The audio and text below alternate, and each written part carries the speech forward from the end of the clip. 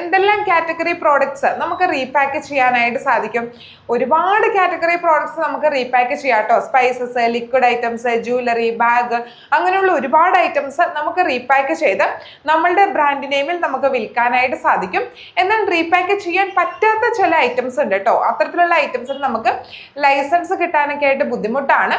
അപ്പോൾ നിങ്ങൾ എവിടെയാണ് ഇത്തരത്തിലുള്ള റീപാക്കിംഗ് ബിസിനസ് ചെയ്യുന്നത്, എവിടെയാണ് പ്രോഡക്റ്റ് വിൽക്കുന്നത്, അങ്ങനെയുള്ള ഒരുപാട് കാര്യങ്ങൾ നോക്കിയിട്ട് വേണം നമ്മൾ റീപാക്ക് ചെയ്യുന്നതിന് വേണ്ടിയിട്ട് ഒരു പ്രോഡക്റ്റ് സെലക്ട് ചെയ്യുന്നതിന് വേണ്ടിയിട്ട്. അപ്പോൾ നിങ്ങൾക്ക് വീട്ടിൽ തന്നെ ഇത്തരത്തിലൊരു റീപാക്കിംഗ് ബിസിനസ് ചെയ്യാൻ ആഗ്രഹിക്കുന്ന ആളാണെങ്കിൽ തീർച്ചയായിട്ടും നമ്മളുടെ ട്രെയിനിങ് അവൈലബിൾ ആണ്.